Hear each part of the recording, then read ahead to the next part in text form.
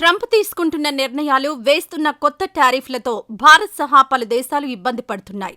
Trump చేస్తున్న tariff war AP మీద పడింది. అమెరికా సుంకాల కారణంగా ఏపీలో ఆక్వా రంగం నష్టపోతోందని, అండగా నిలవాలని కోరుతూ కేంద్రం సాయం కోరారు ఏపీ సీఎం చంద్రబాబు.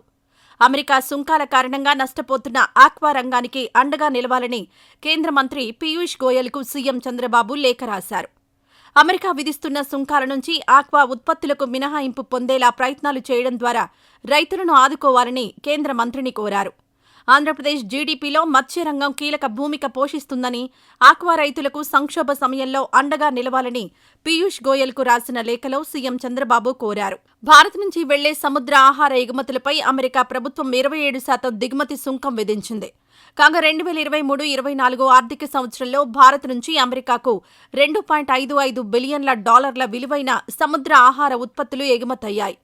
వీటిలో రొయ్యలే 92% వాటాను కలిగి ఉన్నాయి. అమెరికా దేశానికి రొయ్యల ఎగుమతిలో కీలకమైన భారతదేశంపై 27% దిగుమతి సుంకం కారణంగా ఆక్వా రైతాంగం తీవ్రంగా నష్టపోతోంది. ఈక్వెడార్ వంటి ఎగుమతిదారులపై కేవలం 10% పన్ను మాత్రమే అమెరికా విధించింది. ఇది భారతదేశానికి పరోక్షంగా నష్టం చేయడంతో పాటు వారికి అనుకూలంగా మారుతోంది. మన దేశ ఎగుమతిదారులు ఇప్పటికే 5.77% కౌంటర్ వెయిలింగ్ డ్యూటీ భారాన్ని మోస్తున్నారు.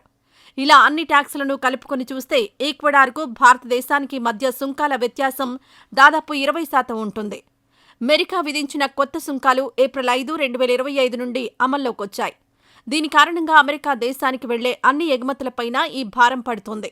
గతంలో వచ్చిన ఆర్డర్లకు అనుగుణంగా ఇప్పటికే సేకరించిన ఉత్పత్తులు ప్యాకింగ్ అయి కోల్డ్ స్టోరేజీలు, పోర్టులలో ఉన్నాయి. కొత్త నిబంధనల వల్ల ఈ ఉత్పత్తులపై సైతం అమెరికా విధించిన సుంకాల భారం పడుతుంది. యూరోపియన్ యూనియన్లో భారతీయ ఎగుమతిదారులు 50% తనిఖీ రేట్లు, 4-7% దిగుమతి సుంకంతో సహా నాన్ టారిఫ్ అడ్డంకులను ఎదుర్కొంటున్నారు.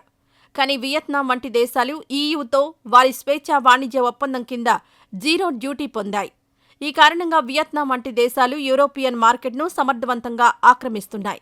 వియత్నాం, థాయిలాండ్, జపాన్ దేశాల మార్కెట్లు భారతదేశం నుంచి సీఫుడ్ను కొనుగోలు చేసి వాటిని ప్రాసెస్ చేసి అమెరికాకు ఎగుమతి చేస్తాయి.